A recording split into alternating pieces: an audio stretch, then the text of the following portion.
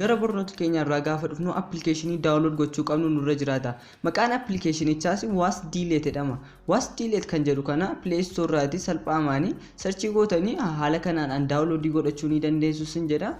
Was delete kana jalqaba download gochuu qabdu processii isaan deebii dura was delete applicationii jedhamu kana download godhadhaan sin jedha. Okay, gara was delete deeme akkaataa isaa isinitti agarsiisuu nan danda'a. Akkaataatti waan kana hojjetanii isinitti agarsiisuu nan danda'a.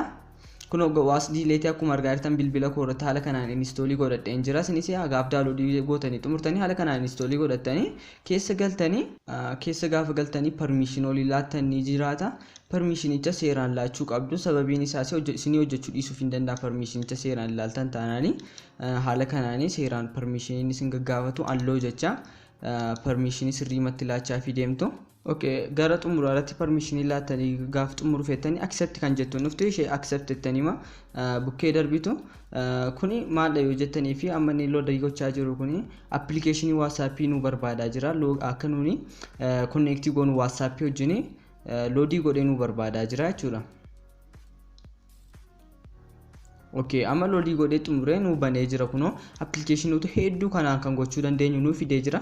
Yoo fedhe keessan ta'e yoo barbaadani turn on for all applications settanii kan hunda isaanii banuu ni dandeessu. Angiroo arra kan isinitti agarsiisu WhatsApp irratti wanta delete from everyone ta'e akkaataatti deebisuu dandeenyu wanta ta'ee fi kan WhatsApp qofan isinitti agarsiisa. Ishee qofan select godhadhe bukkee darbaa next jedhe.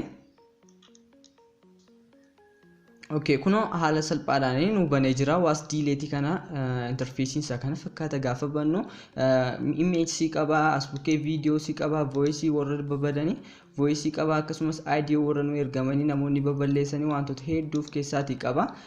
Akkasumas as bukkee gaafa dhuftanii textis qaba. Text messages warra badee akkaataatti deebisachuu nu kaa story godhee nu kaa jechuudha. Kuno dubbisuu dandeessu as bukkeedhaati. Kan inni jedhu as bukkeeti erga applicationii kana install gootaniiti WhatsApp dha wanti ergamee badu kamiyyuu akka inni hin banne nu ibsa as bukkeeti. Amma fakkeenyaaf ani isinitti agarsiisuu nan danda'a. WhatsApp accountii gosa tokkooti gara accountii biraa irratti akkuma argaa jirtan bilbila koo irratti WhatsApp lama qaba. Kun accountii tokko baata, kun accountii tokko baata. WhatsApp accountii gosa kanarratti text way yookaan image way gara isa kanaatti erge delete from everyone kanuma accountii mako kanarra taa'uudhaan delete from everyone godhe kan koos kan isaa keessaas nan barreessa. Isa isinitti agarsiise was deleting kun akka inni story gochuu danda'u kana isinitti agarsiisa. Rakkoon qabu kuni waan kun applicationin kun baay'ee isinitti tola, baay'ee jaallatutu download gootanii hundi keessan fayyadamtanii baay'ee natti tola. WhatsApp banee WhatsApp accountii gosa tokko banee isinitti agarsiisa. Kunoodha accountii koo isa gara sanaatti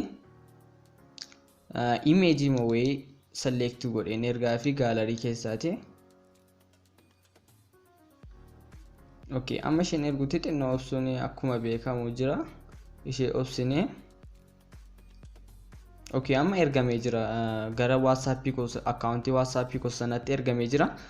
Isinitti agarsiisuu nan danda'a notificationii fidaan jiru bilbilli koo deemee achi keessaati ilaalee isinitti agarsiisuu nan danda'a. Kun argitanii footoo ergamee jira. Garuu ani wanta kana ilaaluu fi saatiin arganne yoon ta'e garuu abbichi immoo yoo balleesseen accountii keenya lamaan keessaati footicha barbaanne taana yaada kaasee yoo inni balleesse akkaataatti deebisanu isinitti agarsiisa. Kun ilaaluu dandeessu as bukkeedha. Delete from everyone godhe isinitti agarsiisa. Delete for everyone. Kuno akkuma argaa jirtanii deleted edera deleted message jira. Gara duubaatti deebi'ee accountii gosa sanarras gaafa ilaalu wanti ergame suni asis badee jira, achis badeera, asis badeera ilaaluu danda'u. Amma foto image ergame sana ilaaluu danda'u. Amma akkaataatti deebisanu akkuma sila was delete nutti hime amma was delete keessa story nu ta'eera. Garuu abbaan kun inni nu erge kuni akka badeetti amanaa jira. Garuu was delete keessa jira. Was delete keessaatti deemnee argachuu ni dandeenya. Foto amma isinitti agarsiisuu nan danda'a. Argitanii was delete ni nu kaa'ee jira. Data sila achiin ergine kuno isa delete from everyone goone accountii lamaan isa keessaa balleessine was deleting akka kanaatti nu kaa'ee jira. Applicationin kuni kanaaf namatti tolan sin jedhe. Kanaaf applicationii kana download godhaa fayyadamaan sin jedha. Baay'ee namatti tola applicationin kuni akkuma argaa jirtan